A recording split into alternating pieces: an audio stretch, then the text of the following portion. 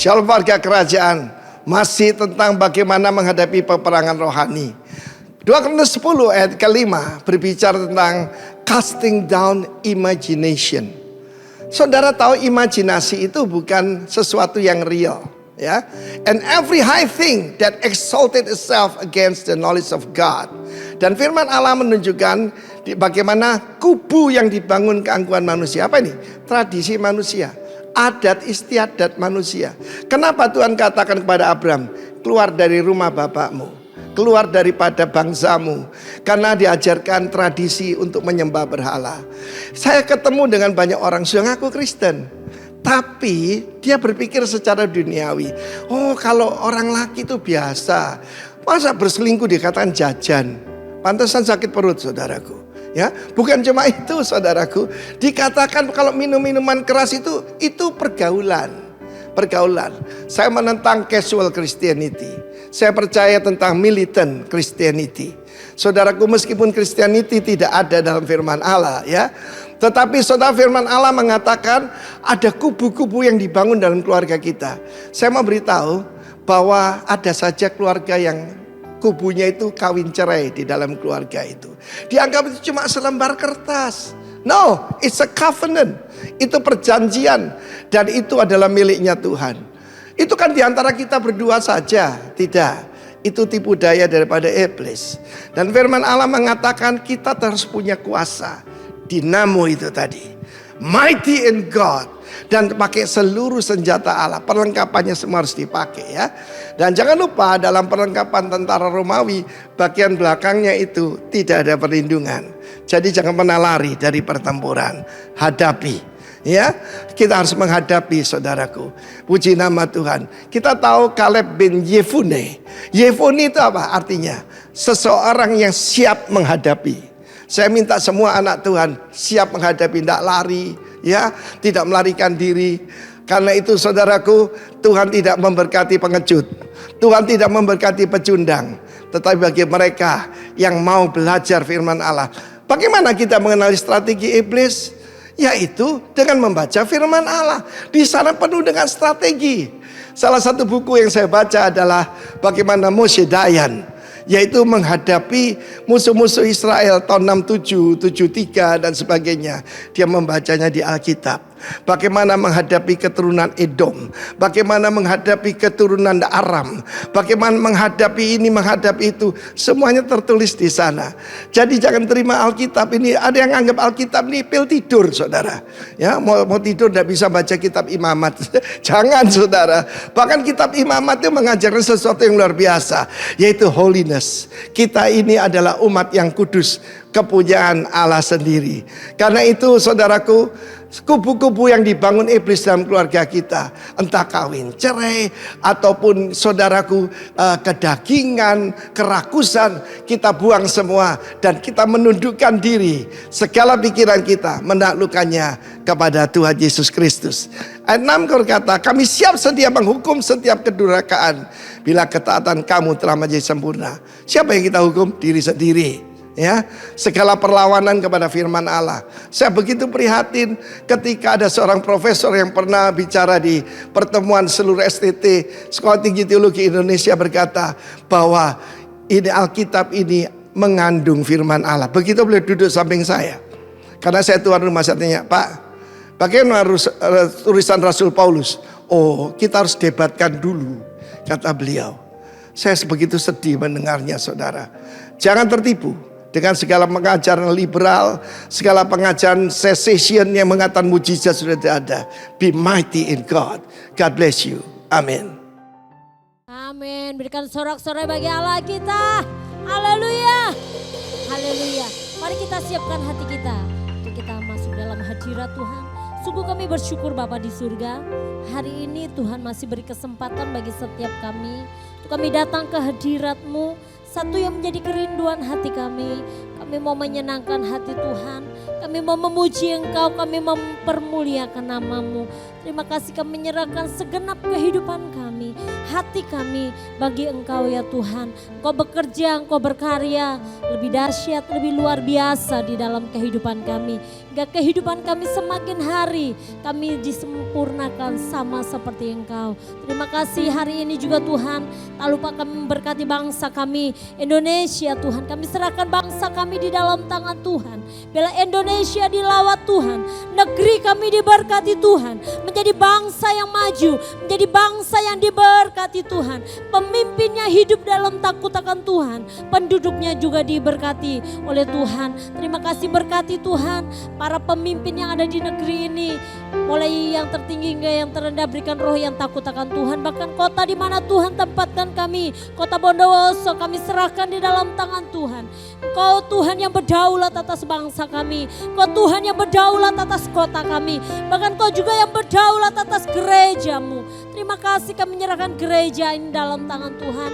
Berkati gembala senior kami, Bapak Pendeta Timotius Arifin, para penatua kami, gembala rayon kami, gembala sidang di tempat ini, bahkan setiap para pelayan Tuhan, bahkan setiap jemaatmu Tuhan, kami serahkan di dalam tangan Tuhan. Taruhkan hatimu ada pada setiap kami, biarlah setiap kami memiliki roh yang menyala-nyala di dalam mengiring melayani Tuhan. Apapun yang terjadi di dunia ini, biarlah itu tidak membuat kami lemah, tidak membuat kami undur, tidak membuat kami jauh daripada Tuhan, tapi justru membawa kami semakin dekat dan melekat kepadamu. Terima kasih Tuhan, hari ini kami rindu Tuhan, kami boleh mengalami perjumpaan dengan Tuhan.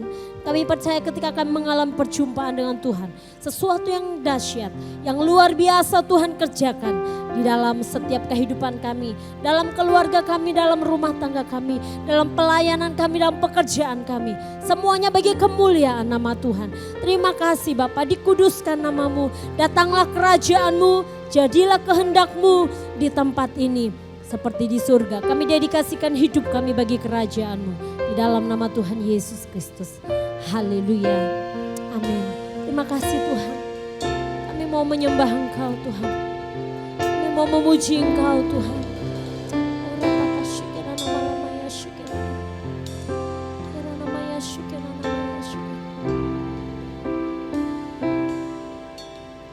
Yesus, kami puja, kami sembah sebagai Raja, berdiri di tengah kami, ditinggikan dan dipuji. Katakan Yesus kami puja, Yesus kami puja, kami sembah sebagai Raja, berdiri di tengah kami, ditinggikan dan dipuji. Katakan sembah dan puji, sembah dan puji. Nui tatamu, sembah dan puji, nui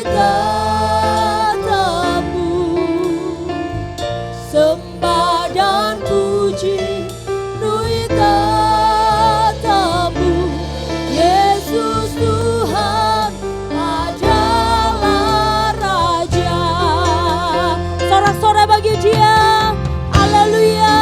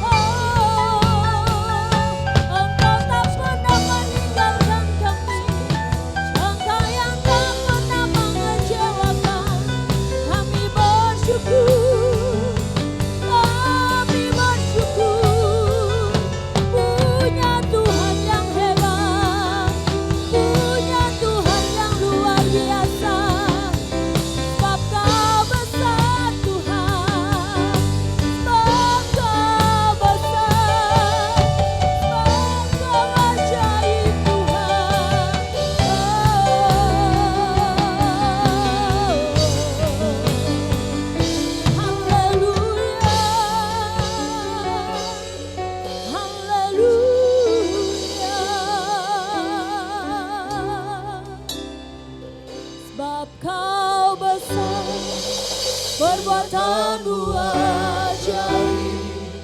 Tiada seperti Engkau, tiada yang sepertimu, tiada seperti Engkau. Sebab Kau besar, perbuatanmu ajaib. Tiada seperti Engkau, tiada seperti Engkau. Sebab Kau besar, perbuatanmu ajaib. Tiada seperti Engkau, tiada sepertimu. Sebab Kau besar, tiada yang seperti Engkau. Haleluya. Tiada seperti Engkau. Lebih lagi katakan, Kau besar, perbuatanmu ajaib. Tiada seperti Engkau, tiada sepertiku. Yes, Lord. Sebab Engkau besar, tiada yang seperti Engkau. Tiada seperti Engkau. Lebih lagi katakan, sebab Kau besar, perbuatanmu ajaib. Tiada yang seperti Engkau. Sebab Kau besar, tiada yang seperti Engkau.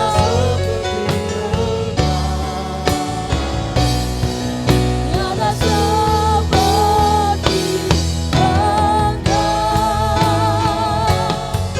Tiada seperti Engkau.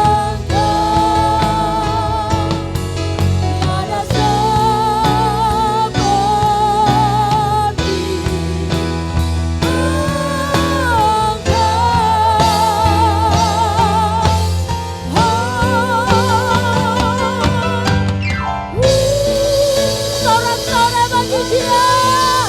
Haleluya. Haleluya.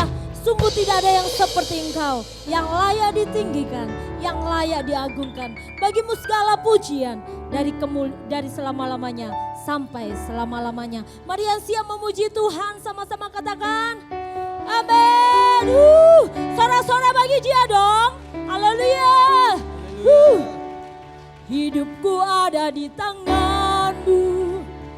Kau beri rancangan yang terindah. Tak hanya yang baik saja yang ku terima. Walau tubuhku dirembukan, walau jiwaku terkoyakkan, pujianku takkan terhentikan. Roh-Mu yang memberi penghiburan.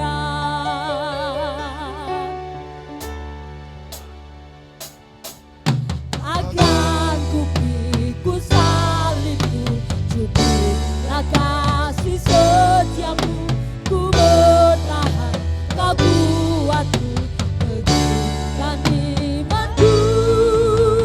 Hey, ku mau tetap bersyukur, senantiasa bersyukur. Segala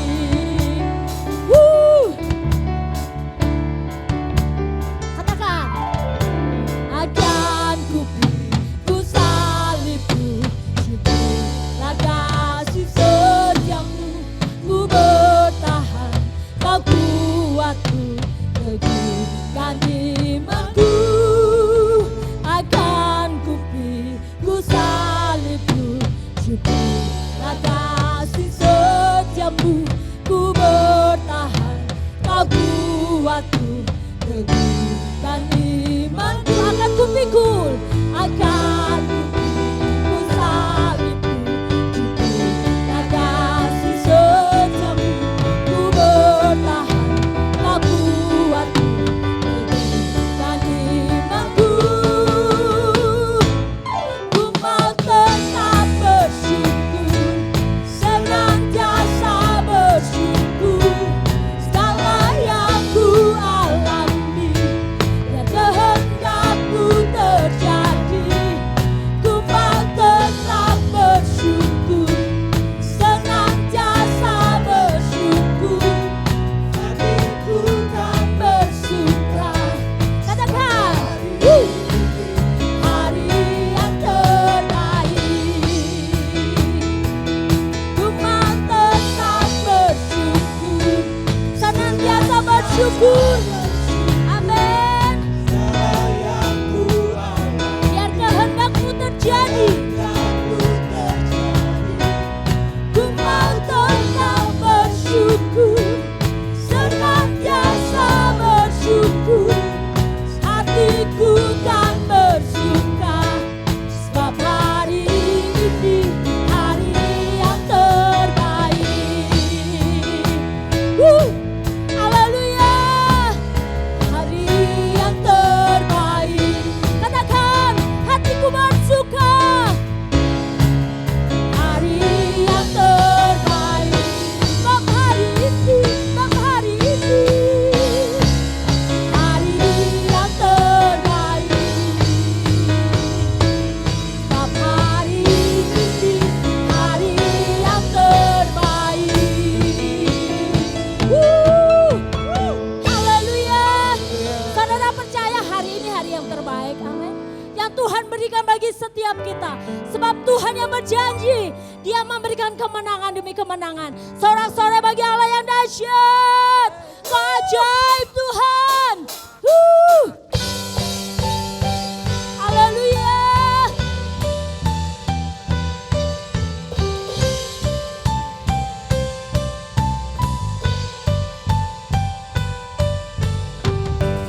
Yang kebesaran-Mu dan tak terbanding kekuatan-Mu Tuhan.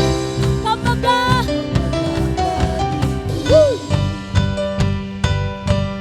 setiap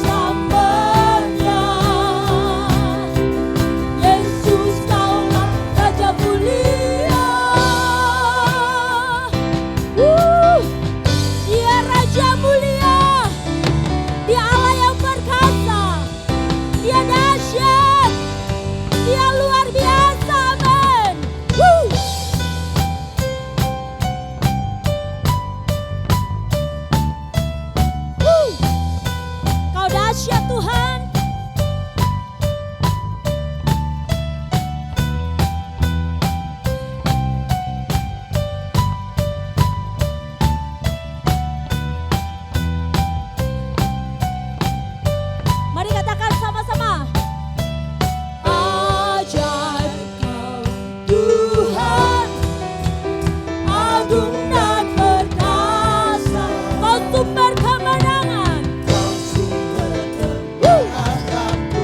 layak kuasa memerintah selamanya.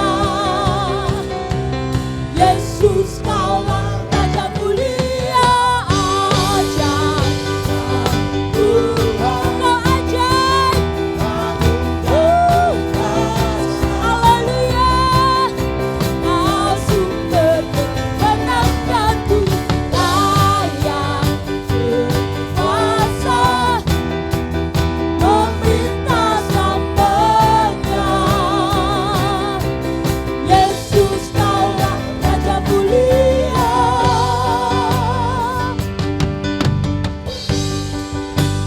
Raja mulia.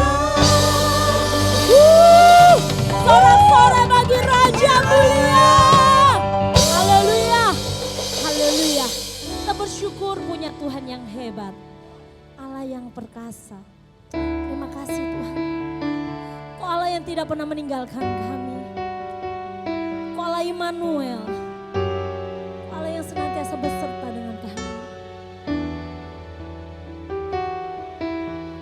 Bapakku datang dan berserah, ku nyatakan Kau yang berkuasa dalam gelap. Kau setia, Kau cahaya hidupku.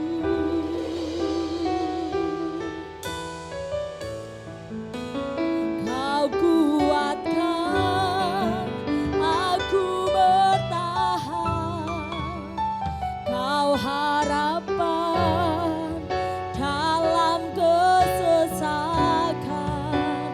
Kau buktikan kesetiaan-Mu Tuhan. Engkau Allah Immanuel. Sorak-sorai bagi Dia, amin. Haleluya.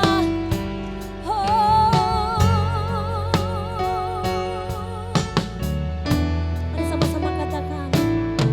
Bapakku datang untuk menyembah, ku nyatakan Kau yang bertata dalam lembah. Kau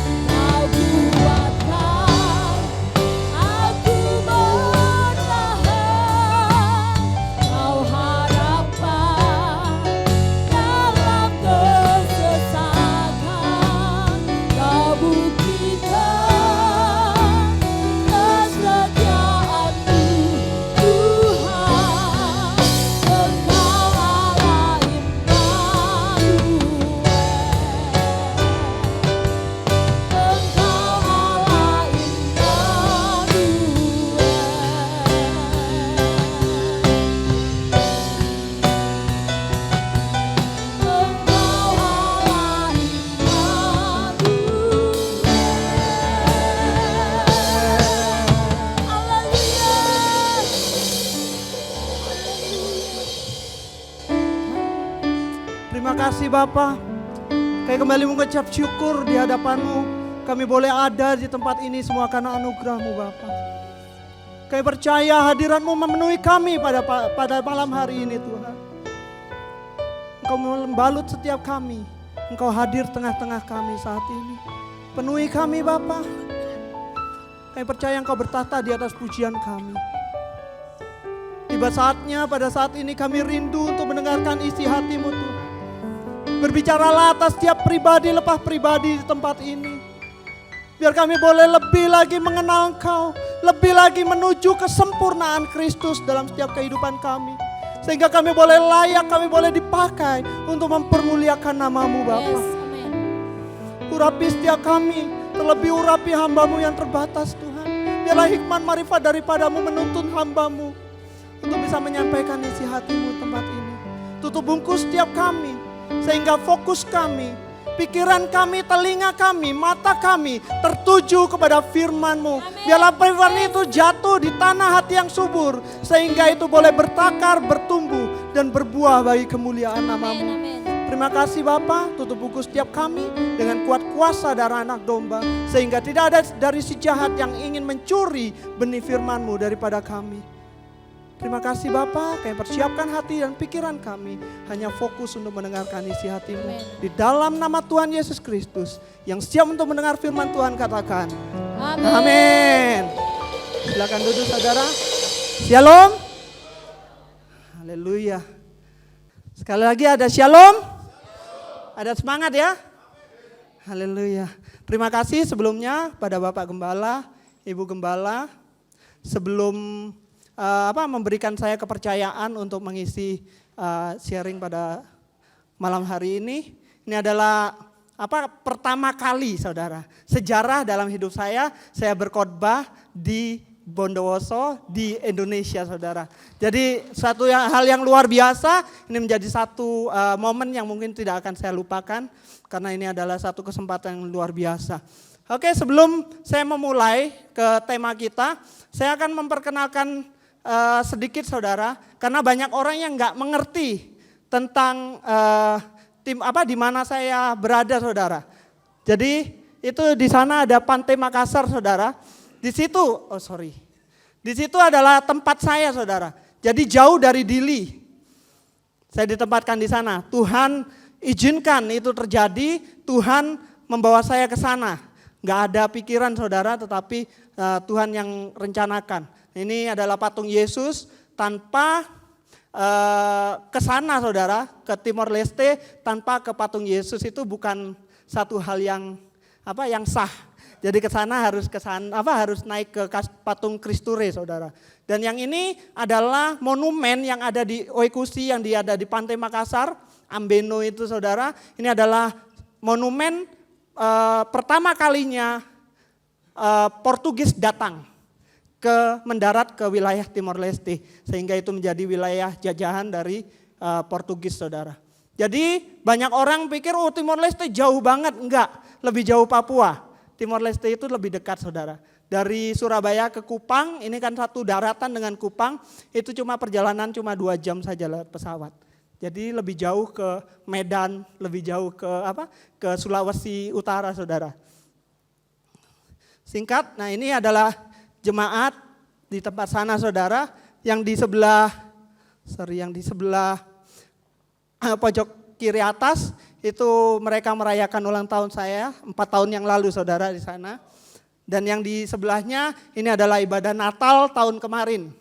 Yang baju hijau ini yang sekarang menggantikan saya di sana, kakak rohani saya saudara. Dan saya dipercayakan Tuhan untuk buka bengkel dan juga rental atau toko ATK saudara. Di sini saudara lihat kanan kirinya masih hutan saudara. Kanan kirinya masih hutan. Jadi bukan seperti bangunan-bangunan seperti di sini, ruko-ruko yang berjejer enggak saudara. Di sana tidak ada hiburan. Tapi saya bersyukur sekali bahwa ada keluarga saudara. Di dalam Tuhan itu kemanapun kita pergi ada keluarga di sana. Saya pun pulang ke tempat ini menemukan saudara-saudara tempat ini menjadi keluarga baru bagi saya. Haleluya. Jadi satu hal yang luar biasa. Yang pernah kesini itu cuma Aimeme ya. di tempat ini. Saudara kalau mau ke sana hubungi saya, jangan khawatir tentang akomodasi semuanya. Karena di sana ada jemaat yang buka guest house, jadi bisa tinggal di sana. Dia luar biasa jemaat yang setia juga. Dan yang di sebelahnya ini ada rumah misinya saudara. Ini tempat tinggal untuk pelayan Tuhan di sana yang full time. Dan juga ibadahnya di sini saudara, di bagian paling belakang. Jadi sangat, ini yang di foto yang di atas itu adalah ruang ibadahnya. Kecil, hanya sekitar 4 kali 8 meter saudara. Tapi kita sangat bersyukur karena kita masih lebih dibanding dengan gereja-gereja yang lain yang masih di dapur, mereka lantainya tanah, tapi mereka semangat untuk memuji Tuhan. Jadi mari kita yang di sini semua kita mendapatkan fasilitas yang mungkin kalau kita banding dengan kota besar mungkin masih kurang, tetapi bersyukurlah kita ada di tempat ini. Luar biasa saudara, saya melihat perubahan juga luar biasa di tempat ini. Sebelum saya ke sini, sebelum renovasi, karpet merah ya. Dan di sini luar biasa ada perubahan. Oke, ini singkat saja saudara.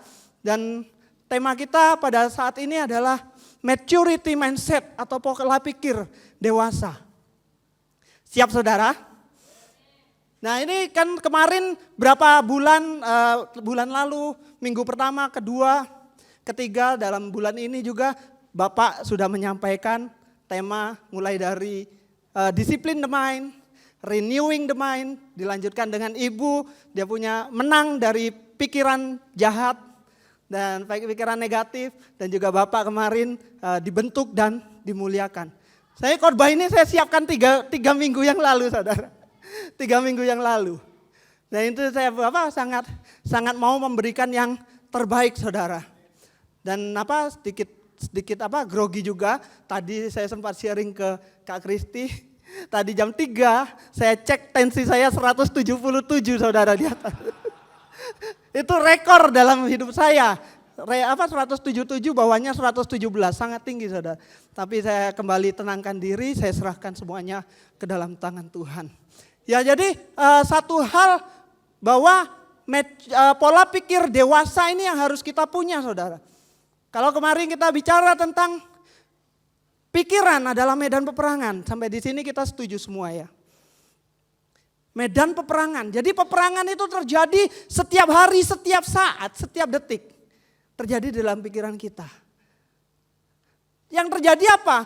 Baik atau benar, melawan yang salah atau jahat. Jadi ada dua kubu. Ini yang menjadi satu renungan, saya merenungkan saudara, apa yang saya dapatkan, bahwa sebenarnya pikiran kita pada awalnya itu adalah netral. Medan peperangan itu tidak memihak saudara. Saya mendapatkan seperti ini, karena saya kan suka Samko saudara, sejarah dari 3 kerajaan di Cina. Dan di situ ada yang namanya Zhuge Liang atau orang bilang kenal dengan nama Kong Ming, ahli strategi. Dia bisa memanfaatkan medan peperangan itu untuk menjadi hal yang menguntungkan bagi pasukannya. Begitu pula dengan kita saudara, bahwa medan perang itu bisa dimanfaatkan, bisa dibentuk. Ketika kita mau perang, kita akan bangun yang namanya tadi benteng-benteng. Pertahanan-pertahanan, kita melatih tubuh kita melatih pasukan kita, betul? Ada yang peperangan, Ibu sudah pernah singgung ya, dia punya kalau kita nggak siap untuk berperang ya udah nggak usah berperang, ngapain? Betul nggak? Jadi ini adalah sesuatu, bagaimana cara membentuknya? Karena pikiran kita itu pada awalnya itu adalah netral. Jadi apa yang masuk di dalam pikiran kita, itu yang membentuk kita saudara. Baik itu negatif, baik itu positif, pikiran hanya terima saja. Yang memutuskan adalah kita. Jadi hati-hati dengan apa yang kita dengarkan, apa yang kita pikirkan, apa yang masuk di dalam pikiran kita. Itu mempengaruhi, sangat mempengaruhi. Oleh sebab itu tadi saya dikuatkan lagi dengan khotbah dari Pak Tim. Bahwa kita harus, bagaimana caranya? Kita harus penuh dengan firman Tuhan. Kita bangun benteng, kita bangun tembok. Dengan apa? Dengan firman Tuhan. Gunakan perlengkapan senjata Allah. Di dalam Efesus 6 ayat 11 sampai 20. Kita pakai semuanya untuk pertahanan.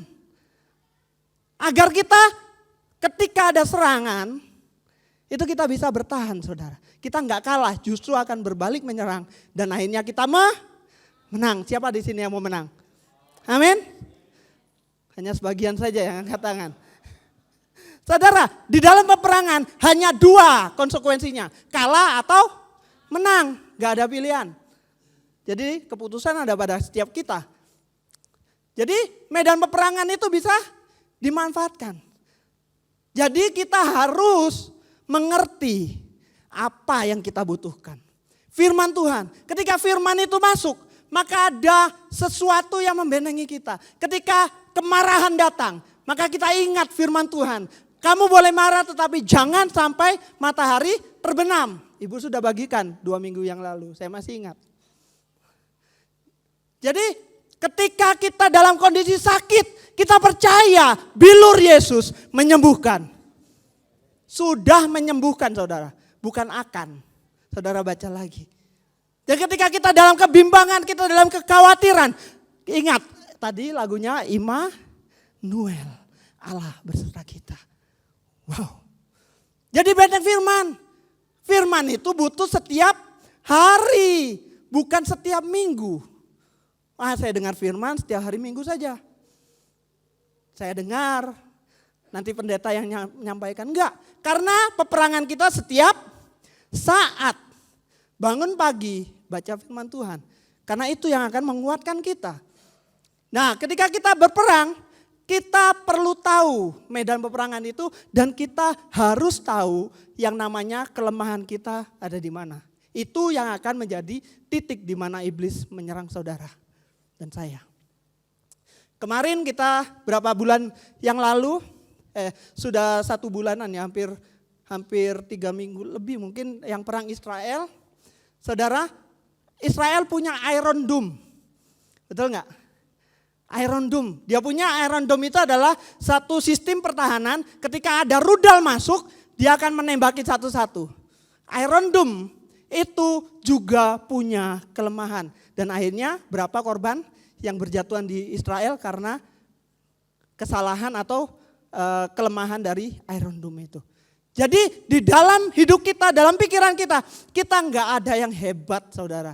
Yang hebat hanya satu, firman Tuhan. Nggak ada yang hebat. Saya hebat, saya nggak akan jatuh dalam pencobaan. Saya nggak ada saudara. Justru kesombongan, ketika kesombongan itu muncul, maka disitulah titik kejatuhan saudara dan saya. Itu awalnya saudara. Karena Tuhan tidak menginginkan, bahkan membenci orang yang sombong. Nah, mentalitas pemenang, yaitu adalah pantang menyerah. Nah ini sudah disinggung sama ibu juga ya. Yakin menang sebelum berperang. Yakin menang, tetapi bukan hanya keyakinan saja. Saya yakin karena Yesus menolong saya. Karena Yesus beserta dengan saya, enggak cukup. Katakan kiri kanannya, enggak cukup. Enggak cukup, tapi butuh persiapan yang benar. Yaitu dengan mengisi terus dengan firman Tuhan, berbuat terus. Apa yang firman Tuhan katakan. Terus kita mengisi. Karena kalau kita enggak mengisi pikiran kita saudara, kita akan diisi oleh berita-berita negatif. Dan itu yang akan mempengaruhi. Yang timbul hanya kecemasan. Oh dunia saat ini sedang mengalami krisis. Tidak jelas mau pecah berang dunia ketiga. Udah mulai khawatir, kekhawatiran yang melingkupi hidup kita. Nah, kita nggak mau. Karena kita mau jadi pemenang. Segala keputusan yang kita ambil adalah hasil dari peperangan dalam pikiran kita. Saudara ada di sini. Saya ada di sini. Itu hasil peperangan tadi waktu di rumah. Betul? Betul nggak? Ke gereja nggak sih hari ini? Hari ini mendung nih. Enak kalau tiduran. Kita adalah pemenang. Aminnya sedikit. Kita adalah pemenang. Betul enggak? Kita loh ada pemenang, karena itu kita ada di sini saat ini. Karena kita sudah menang dalam pikiran kita. Sehingga kita mengambil keputusan untuk datang, untuk memuji memuliakan nama Tuhan. Untuk mendengar firman Tuhan di tempat ini. Luar biasa. Saudara adalah luar biasa. Amin. Jadi kita adalah orang yang luar biasa ketika kita punya mental pemenang. Punya mental pemenang bukan berarti kita kebal loh ya saudara. Bukan berarti kita nggak akan kalah, nggak akan pernah kalah. Ingat, iblis selalu mencari celah. Iblis nggak bisa melawan kita di mana kondisi kita itu saat itu lagi kuat. Iblis akan menyerang kita pada waktu kita lemah. Intimidasi iblis datang pada waktu kita dalam kelemahan. Oleh sebab itu kita harus bangkitkan terus, bentengi terus di mana kelemahan kita. Itu yang harus kita bangun pertahanan lebih lagi. Ingat, Yesus saja dicobai. Tadi firman Tuhan, Yesus berhenti enggak mencobai setelah 3 kali? Berhenti saat itu kan? Tetapi dikatakan di ayat firman Tuhan, iblis mencari saat yang tepat. Jadi hati-hati, musuh kita adalah iblis, bukan kanan kiri saudara. Amin. Jadi ini saudara yang saya dapatkan, bahwa di dalam pikiran kita, ketika kita menang atau kalah, itu akan menjadi satu keputusan. Keputusan itu yang akan kita lakukan. Betul? Keputusan itu kita lakukan secara terus menerus akan menjadi mindset atau pola pikir dalam kehidupan kita. Dan pola pikir akan menentukan sebuah karakter atau sifat. Contohnya gimana? Contohnya seperti ini. Kita melakukan semuanya dengan cara marah-marah. Ada ya orang yang menyelesaikan segala sesuatunya dengan marah. Dan itu akan berlanjut. Akhirnya apa? Terbentuk karakter yang pemarah. Cara gampangnya juga seperti ini. Ketika saudara mungkin ya saya nggak berharap, tetapi ini coba ilustrasi saja. Mungkin saudara dan saya mengalami kecelakaan di jalan. Apa yang pertama kali keluar dalam pikiran saudara? Oh bersyukur, untunglah hanya lecet. Atau apes banget sih aku datang ini. Tahu gitu saya nggak berangkat ke gereja kalau mau kecelakaan seperti ini. Di situ kita akan melihat pola pikir kita yang sebenarnya. Ketika kita sakit, apa yang dalam pikiran kita? Berdoa dulu atau obat dulu? Caranya gampang saudara untuk melihat semuanya itu. Amin. Gampang enggak? Gampang. Tapi sulit untuk ngelakuin. Tapi tetap percaya saudara. Bersama Yesus. Dan juga persiapan yang benar. Jangan tegang saudara. Ini masih awal. Ini masih awal. Yang ke belakang ini lebih serem lagi saudara. Tapi saya pegang perkataan dari Pak Gembala. Sebuah tembok. Bahwa yang tersinggung. Orang yang tersinggung adalah deso, kampungan. Jadi maaf Pak, Bapak jadi bumper saya saat ini. Ya, jadi yang pertama, apa yang harus kita lakukan? Meninggalkan pola pikir kekanak-kanakan. Semua butuh proses, kemarin Bapak sampaikan. Semua butuh proses. Kita baca dulu lah. Dalam 1 Korintus 13 ayat 11. Ayo kita baca bersama-sama dengan suara yang keras. 1, 2, 3. Ketika aku kanak-kanak, aku berkata-kata seperti kanak-kanak. Aku merasa seperti kanak-kanak. Aku berpikir seperti kanak-kanak. Sekarang sesudah aku menjadi dewasa, aku meninggalkan sifat kanak-kanak itu. Saya pelajari, saya menemukan. Mungkin saudara juga pernah menemukan ini. Bahwa kehidupan jasmani dan kehidupan rohani, dia itu seiring saudara. Di dalam rohani ada kelahiran baru. Lahir ada kelahiran. Jasmani ada. Ada pertumbuhan dari anak-anak, ada anak-anak rohani. Jadi dewasa, remaja rohani, dewasa rohani ada. Betul? Kematian pun juga ada, kematian jasmani ada, kematian rohani juga. Sesuatu hal yang luar biasa Tuhan ini menciptakan atau memberikan tuntunan itu kurang lebih sama. Jasmani butuh makan, rohani juga ada yang di sini makannya seminggu sekali? Jangan saudara. Makanya ketika kita mati rohani seperti Bapak sampaikan, jadi zombie.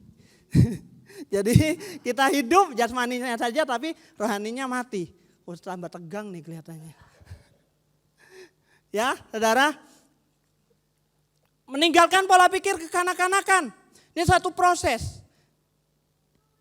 Kedewasaan tidak diukur dari segi umur atau usia. Betul? Ada yang usianya 60 tapi kelakuannya masih seperti anak-anak.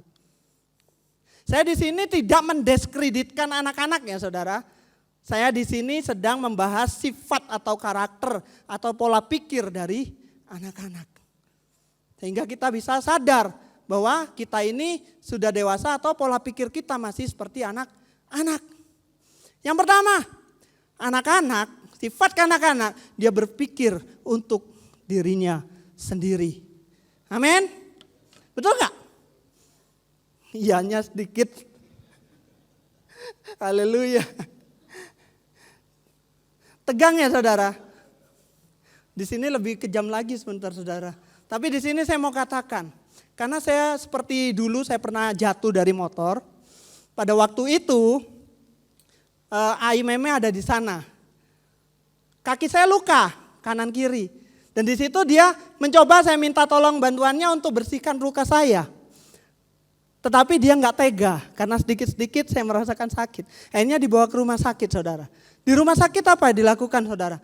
Kasar banget orangnya saudara. Udah tahu lecet, dia siram alkohol, dia ambil kapas atau kasa, dia gosok seperti gosok amplas kayu saudara. Saya mau teriak juga susah, mau nangis juga malu. Jadi diam aja saudara. Tapi setelah itu dikasih betadin, dibebat, sudah tinggal tunggu sembuh. Jadi saya punya prinsip begitu. Lebih baik kita pada saat ini kita merasakan sakit. Sampai ke akar-akarnya, ketika itu sudah dicabut, maka kita akan hidup lebih baik lagi. Amin. Bagian saya melukai, bagian Bapak Gembala mengobati. Haleluya. Saudara kira gampang jadi gembala? Enggak gampang. Yang sakit bukan saya yang nyakiti, kenapa saya yang harus nyembuhin? Kenapa saya yang harus membalut? Karena saya merasakan juga saudara.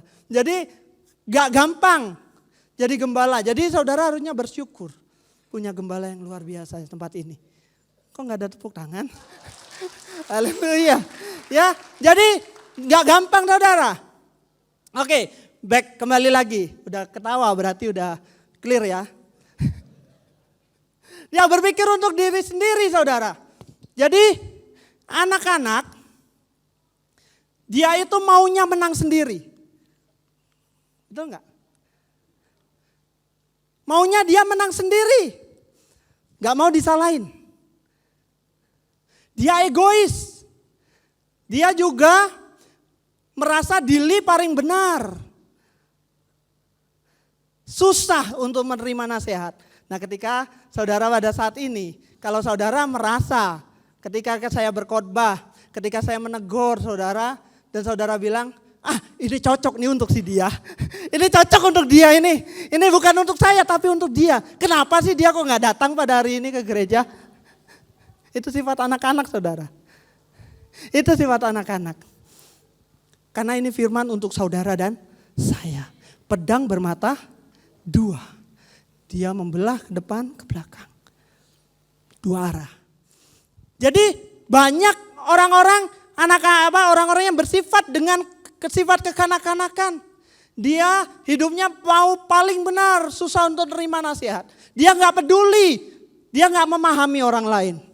Dia nggak mau tahu. Yang penting aku lakukan ini, masalah orang lain mau tersinggung, mau masalah orang lain sakit hati. Saya nggak peduli, saya lakukan apa yang saya mau. Anak-anak. Dia nggak mau dikontrol. Dia emosinya belum stabil. Dia bantel, dia nakal, dia suka melanggar aturan. iri hati ketika lihat orang lain lebih sukses. Dia pasti pakai guna-guna. Dia pasti jalannya gak benar. Dia pasti tipu orang. Pikiran negatif mulai. Itu anak-anak. Anak-anak ketika dia berpikir untuk dirinya sendiri, dia ingin jadi pusat perhatian. Dia ingin selalu menjadi pusat perhatian. Pakaiannya glamor, orang bilang saat ini narsis. Dia mau jadi pusat perhatian. Dia cari pujian dari orang-orang lain. Kalau orang lain gak nyapa, dia mulai, kurang ajar nih orang, gak nyapa saya. Banyak yang tersinggung gak di sini ya? Jangan saudara, itu sifat anak-anak. Ingin selalu dilayani. Sifat anak-anak. Hamba-hamba Tuhan juga banyak yang seperti ini saudara. Maunya dilayani. Hei kamu kesini, kamu sini. Banyak saya lihat seperti itu. Hamba-hamba Tuhan yang memanfaatkan otoritas. Banyak saudara.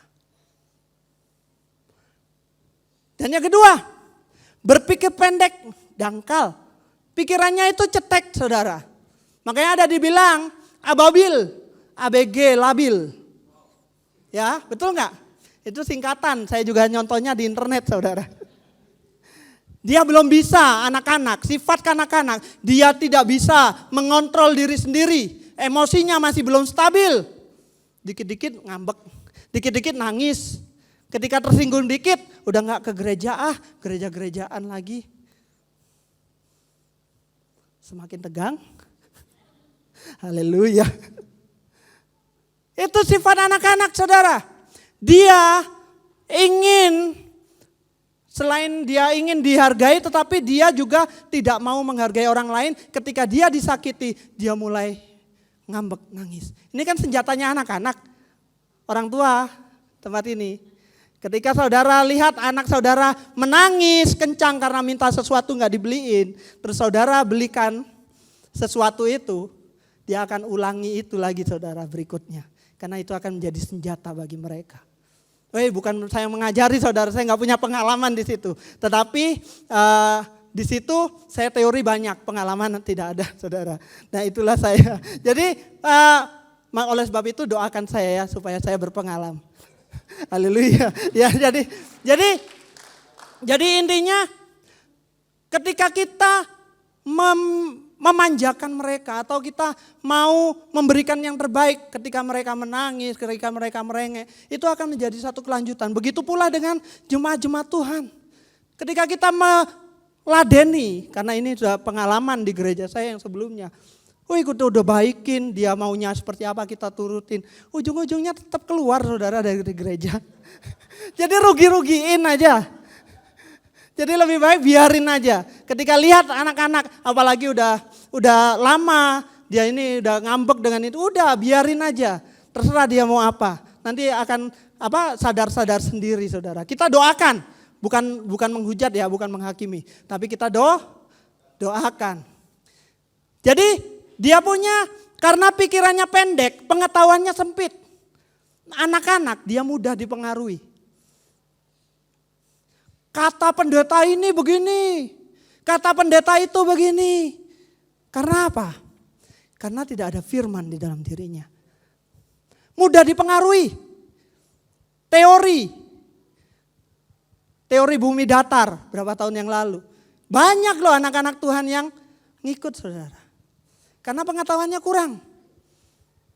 Jadi di sini hati-hati dengan hoax. Karena saya juga banyak grup. Mereka menyebarkan banyak sekali berita-berita yang belum tentu kebenarannya. Banyak yang menyesatkan. Kenapa? Mereka hanya berlomba-lomba untuk men-share siapa yang lebih cepat. Dia yang dapat pujian. Padahal yang dibagikan itu belum tentu benar. Oleh sebab itu ketika saudara dan saya mendapat satu pengetahuan, suatu ilmu apapun, mari apapun itu uji dengan firman Tuhan. Amin. Jadi anak-anak itu orangnya lebih mudah untuk menghakimi. Betul? ketika kita ada orang masuk, dia tatoan, sampai tatonya sampai di bawah, bukan kewanco ya. Maaf kok. Ya, jadi mereka ketika dia masuk kita nggak kenal, ketika itu kita udah mulai berpikir, ini orang nggak benar. Karena kita udah kenal kewanco, jadi oh ini orangnya baik. Mungkin kalau nggak kenal kita pandangannya berbeda. Itulah anak-anak saudara. Dengan mudahnya menghakimi ketika teman atau saudara kita dalam permasalahan dia jatuh. Oh pasti hukuman dari Tuhan. No, belum tentu. Hati-hati dengan itu. Karena bukan tugas kita untuk menghakimi kedaulatan Tuhan. Amin. Jadi jangan memiliki sifat kanak-kanak yang mudah untuk menghakimi orang lain. Karena banyak orang yang mengalami seperti firman Tuhan, balok di mata sendiri, gak kelihatan. Tapi selumbar di mata orang lain sesamanya, dia kelihatan. Jadi banyak orang seperti itu. Karena kurang ilmu. Dan yang ketiga, berpikir instan. Anak-anak gak ada yang mau proses. Ketika dalam proses, dia akan berontak. Dia akan gak terima. Ketika dalam masalah, dia akan menjadi play victim. Atau menjadi merasa yang paling berkorban, merasa yang paling bersalah, merasa paling menderita. Itu yang terjadi. Itu adalah sifat anak-anak. Dan setelah itu saudara? Mudah menyerah. Ada masalah, proses oke 1-2 kali berjalan. Tapi gak selesai-selesai sih. Masalahnya kenapa muter-muter di sana? Udahlah cukup. Dan mereka mau enaknya saja tanpa usaha. Terima beres. Mau makan disuapin. Ya, contohnya seperti ini saudara. Saya datang ke gereja karena saya mau makan. Karena disuapin oleh pendeta yang khotbah. Itu yang banyak terjadi saudara.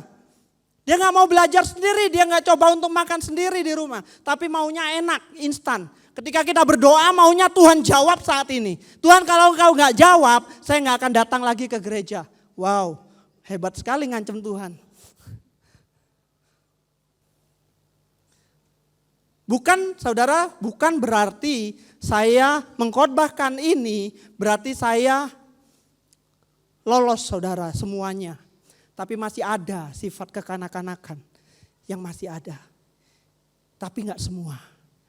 Oleh sebab itu saya yakinkan saudara bahwa kita harus menuju level yang lebih tinggi. Amin. Sifat yang terakhir itu berpikir instan karena mereka juga sering menyalahkan orang lain. Ketika dirinya yang salah, dia akan mencari kambing hitam. Dia juga anak-anak yang sifatnya anak-anak, mereka gak mau bertanggung jawab. Doanya akan jadi seperti ini. Tuhan, ini aku. Utuslah dia. Ada yang mau dengar? Yang ketawa hanya sedikit saudara. Ini aku Tuhan, ini aku milikmu. Pakai dia. Utus dia. Karena gak sesuai dengan keinginan hatinya.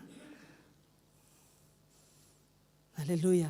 Tapi puji Tuhan saudara, saya ditempatkan di Timor Leste, saya hanya lulusan SMA, saudara melihat mungkin banyak orang di luar sana yang melihat saya orang yang berpenyakit, yang memiliki penyakit saudara. Apa yang saya andalkan? Hanya satu, kemauan. Jadi saya mau untuk melakukan apa yang Tuhan mau dalam hidup saya. Saya mau belajar, saya mau bertumbuh. Jadi satu proses yang sangat gak enak saudara. Saya termasuk orang-orang yang karbitan. Karena apa? Ketika pada waktu saya pertama kali masuk ke Dili, saya terima Tuhan Yesus di sana. Dalam waktu itu ada seorang mentor yang mengajarin saya cara berkhotbah, mengajari saya untuk melayani. Dalam waktu 6 bulan saudara dia harus pergi karena diusir dari sana. Sakit saudara. Bayangkan bayi rohani umur 6 bulan. Dan di situ kakak rohani saya katakan, sudah cukup saatnya engkau makan makanan yang keras. Umur 6 bulan disuruh makan nasi saudara. Yang makanan yang keras. Sakit saudara, gak enak. Saya baru tahu, saya banyak belajar. Kenapa ya gereja kok kayak gini? Kenapa gereja kok banyak fitnah di dalam? Kenapa gereja kok banyak permusuhan? Kenapa harus bentrok kanan kiri? Itu saya. Tapi puji Tuhan, saya ada sampai saat ini. Semua karena anugerah Tuhan. Bukan dengan kuat gagah saya saudara. Tapi luar biasa Tuhan kita. Yang penting satu, mau. Saudara, ketika saudara mau untuk menaik menuju level yang lebih tinggi, pasti akan bisa. Amin. Bersama Tuhan, gak ada yang mustahil. Sesuatu hal yang wajar gak sifat anak-anak tadi? Wajar gak? Wajar? Wajar kalau mereka atau orang-orang itu masih anak-anak. Yang gak wajar ketika dia sudah dewasa, mengatakan saya dewasa rohani tetapi sifatnya masih anak-anak. Itu menggelikan saudara, lucu saudara. Contohnya saya, makan ketawa semua orang. Betul gak? Halo? Itulah. Makanya dibutuhkan proses pembentukan yang seperti Bapak Gembala katakan minggu yang lalu. Dibentuk sakit. Tetapi ingat, tanpa proses jangan berharap untuk mendapatkan hasil. Ada amin? Lo enggak? Tanpa proses jangan mengharapkan hasil. Percuma kita berdoa, Tuhan kirimkan saya uang tetapi saya enggak mau bekerja. Bisa enggak Tuhan menurunkan uang segepok langsung jatuh di depan kita? Bisa enggak? Mungkin bisa. Tetapi saya nggak pilih itu karena itu kemungkinannya kecil 0,0000% saudara. Tetapi yang saya mau, saya lakukan bagian saya. Saya mau bertumbuh, saya mau berjalan bersama Tuhan. Maka berkat yang akan menyertai setiap kita. Amin. Jadi bukan kita yang mengejar berkat, itu yang salah. Datang ke gereja bukan untuk berkat. Tapi mencari wajah Tuhan. Ketika kita berjumpa dengan Tuhan, berkat itu akan mengalir saudara. Amin. Ya. Berikutnya, memiliki pola. Waduh, waktunya habis sudah. Memiliki pola pikiran dewasa. Saudara-saudara, janganlah sama seperti anak-anak dalam pemikiranmu. Jadilah anak-anak dalam kejahatan, tetapi orang dewasa dalam pemikiran. Jadi kita harus dewasa dalam pikiran kita. Bagaimana sih ciri-cirinya orang dewasa? Yang pertama, berpikir untuk orang lain. Dia fokusnya bukan diri sendiri. Orang dewasa, dia akan berpikir untuk orang lain. Dia akan memulai memahami, memulai mengerti orang lain. Amin. Fokusnya bukan diri sendiri lagi. Dan ketika dia memikirkan orang lain, otomatis dia akan menjadi satu buah teladan. Dan itu salah satu prinsip hidup saya. Saya nggak mau jadi batu sandungan bagi orang-orang yang lain. Itu prinsip saya saudara. Sebisa mungkin ketika kita melakukan segala sesuatu, saya akan berpikir untuk orang lain. Apakah ini berguna untuk orang lain? Apakah ini bisa menubuhkan dia atau justru menjatuhkan dia? Jadi kita peduli menghargai orang lain. Dia juga menjadi teladan, mempunyai pengendalian diri yang baik. Orang yang dewasa dia lebih kalem. Emosinya lebih stabil, betul? Ketika ada orang marah-marah kita senyum aja. Betul ya Pak ya? Ketika orang marah-marah senyum. Ketika kita senyum dia tambah marah. Kita kirain kita ngejek. Tapi padahal enggak saudara. Tapi orang-orang yang demikian berpikir untuk orang lain. Itulah pola pikir orang dewasa. Berpikir jauh ke depan. Orang dewasa dia punya visi, dia punya misi, dia punya tujuan. Dia tahu apa tujuan dalam kehidupan dia. Saya punya tujuan untuk mempermuliakan nama Tuhan. Saya hidupi firman Tuhan. Saya melakukan bagian saya. Punya visi. Dalam pelangkah penuh dengan pertimbangan. Enggak sembrono seperti anak kecil. Dia mau lakukan apa aja terserah. Tetapi orang dewasa enggak seperti itu. Tetapi dia penuh perhitungan. Fokus. Punya prinsip. Yang ketiga, berpikir untuk berproses. Orang dewasa ini suka proses saudara. Betul nggak? Jadi caranya itu beda. Suka proses. Ketika kita dalam masalah, oh puji Tuhan, ini membawa saya menuju level yang lebih tinggi. Amin. Beda dengan anak kecil. Menjadikan proses menjadi beban dalam kehidupannya. Nah, ini yang kita pelajari. Kenapa? Kita tidak hanya bicara tentang kejelekan dari anak kecil. Anak kecil mempunyai hal yang luar biasa. Dalam Matius 18 ayat 1 sampai dengan ke-5. Nanti saudara catat, saudara bisa baca sendiri. Ya, saya lanjut aja. Ya, memiliki iman seorang anak kecil. Anak kecil ini memiliki iman yang luar biasa. Dia percaya tanpa hitung-hitungan. Ketika anak kecil dari atas dia suruh lompat, dia pasti lompat saudara. Karena dia percaya orang pasti akan menangkap. Tetapi kalau orang dewasa lompat, dia bisa menangkap saya enggak ya? Pakai logika. Tapi anak kecil luar biasa. Dia bersandar dan bergantung penuh. Dia enggak bisa hidup tanpa orang tuanya, anak kecil. Dia bergantung penuh. Kalau orang Kristen berarti bergantung kepada Tuhan. Dan dia, anak kecil ini selalu dimanja, suka mendekat, suka manjakan. Dia suka ingin selalu dekat dengan orang tuanya. Pisah, dia pasti akan telepon. Dia rindu untuk selalu dekat. Ini yang Tuhan mau dalam kehidupan kita. Amin. Amin. Dan yang terakhir, selalu mengingat, menanti dan menagih janji Tuhan. Anak kecil selalu memegang janji. Dia akan tagih terus janji itu ketika saudara berjanji. Begitu pula dengan anak-anak Tuhan harusnya begitu. Oh berarti kita manfaatin Tuhan. No, Tuhan justru senang kalau kita mengingat segala janjinya. Karena itu memang dia atau Tuhan mau memberikan untuk kita. Cuma kadang kita yang tidak mau meminta. Haleluya. Ya, kita kembali closing. Pola pikir dewasa, meninggalkan pola pikir yang kanak-kanakan. Yang kedua, memiliki pola pikir yang dewasa. Dan yang ketiga, memiliki iman seorang anak kecil.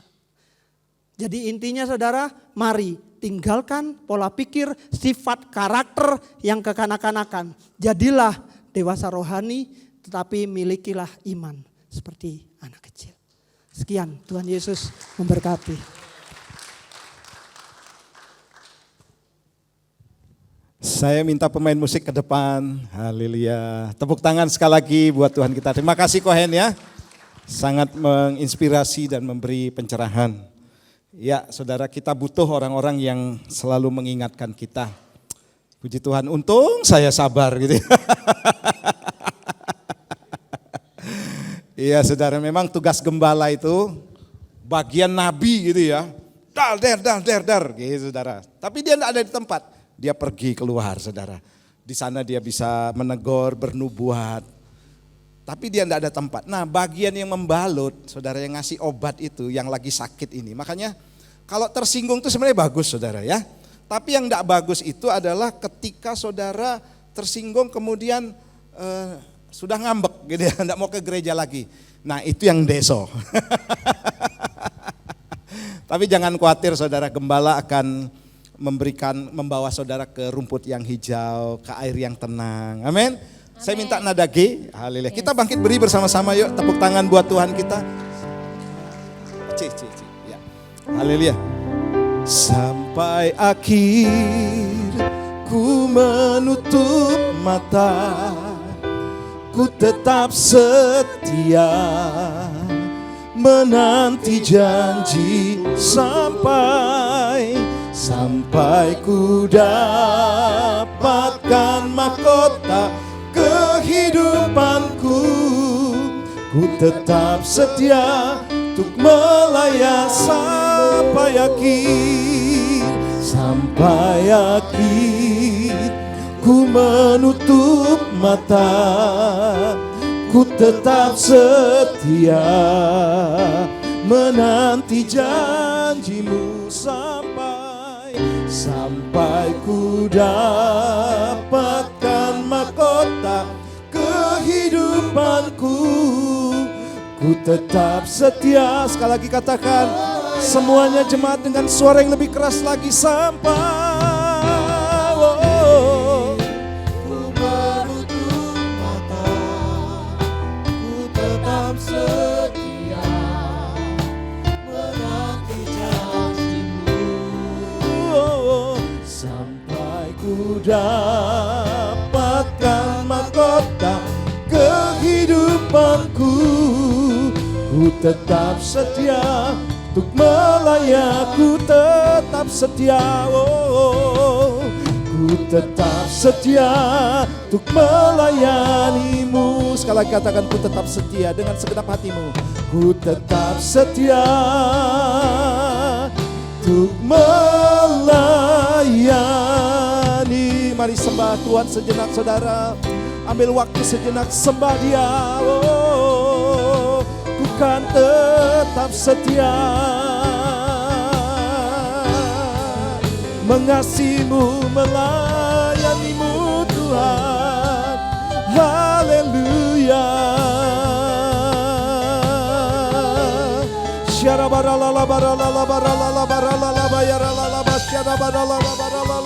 Ku kan tetap setia, ku kan tetap setia. Haleluya. Terima kasih Tuhan. Izinkan saya berdoa buat saudara hari-hari ini. Saudara tahukah bahwa hari-hari ini Tuhan ingin mendewasakan kita. Mendewasakan untuk saudara siap menjelang kedatangan Tuhan Yesus yang kedua kali. Ingat saudara, sudah banyak tanda zaman di mana Tuhan ingatkan bahwa kedatangannya sudah sangat dekat. Adanya peperangan, adanya kelaparan, adanya bencana. Mungkin tanpa saudara sadari, saudara sedang berjalan dan Tuhan sudah memberikan tanda-tanda itu.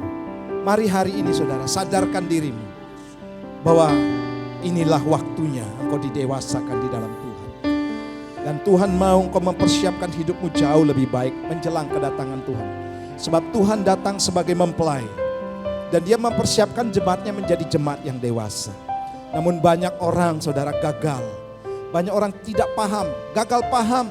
Ketika ada proses dalam kehidupannya, mudah mundur, mudah kecewa, mudah putus asa, mudah mengambil tindakan yang berbahaya sebenarnya.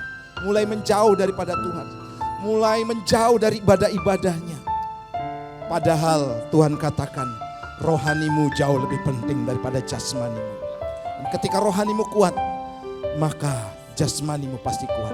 Bapakku berdoa, biar pengurapan turun atas jemaatmu Tuhan. Kami tidak mau menjadi orang-orang seperti kanak-kanak Tuhan, yang tidak mau diproses, yang hanya egois mementingkan diri kami sendiri, yang hanya Tuhan berpikir tentang kami sendiri. Dewasakan terus, dan kami mau Tuhan ketika kami menghadapi proses, gesekan satu dengan yang lainnya, baik dalam pelayanan dalam rumah tangga, itu baik buat kami untuk mendewasakan kami. Dan kami mau seperti pujian kami mau tetap setia melayanimu, kami mau tetap setia mengiringmu Tuhan sampai akhir hidup kami. Urapi jemaatmu Tuhan dari tempat ini yang berdoa, jamah Tuhan di dalam nama Tuhan Yesus. Roh kebenaran akan memimpinmu dan kebenaran itu akan berjalan di depanmu sebagai penerobos. Kemuliaan Tuhan menyertai di barisan belakangmu. Amin. Di dalam nama Tuhan Yesus yang diberkati dengan firman Tuhan. Katakan bersama-sama, amin. Tepuk tangan sebelum saudara duduk. Silakan duduk Bapak Ibu.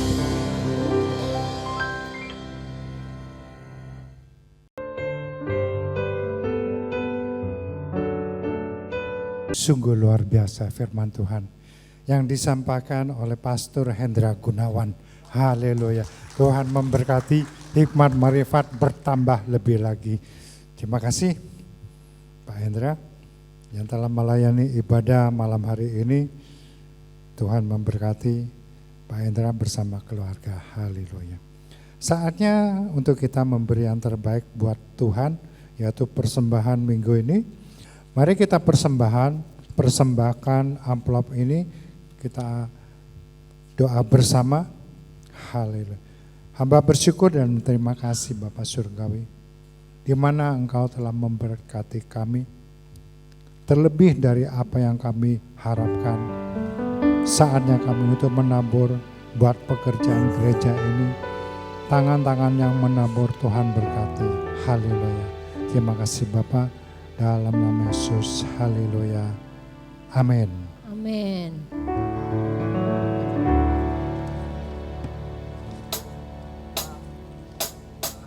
Haleluya. Selamat menabur untuk pekerjaan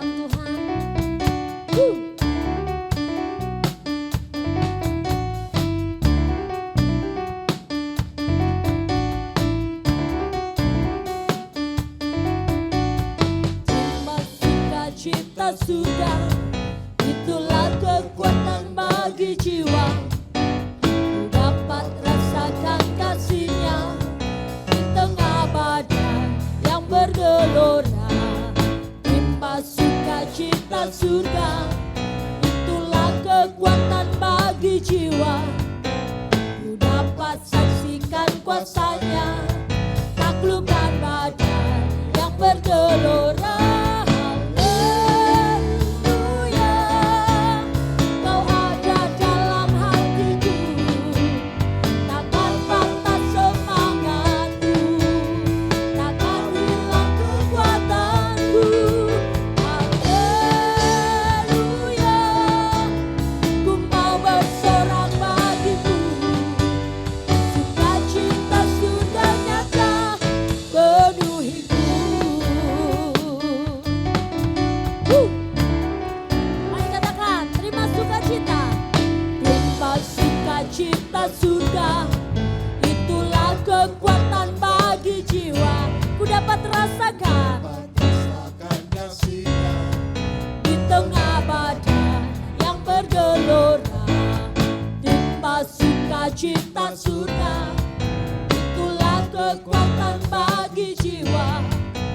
Ku dapat saksikan kuasa-Nya, taklukkan badai yang bergelora. Haleluya, Kau ada. Amin. Takkan patah semangatku, takkan hilang kekuatanku. Haleluya, ku mau bersorak bagimu, sukacita surga nyata penuhiku. Katakan haleluya. Haleluya, Kau ada dalam hatiku, takkan patah semangatku, takkan hilang kekuatanku. Haleluya, ku mau bersorak bagimu, sukacita surga nyata penuhiku. Oh, sukacita surga nyata penuhiku. Oh, sukacita surga nyata penuhiku.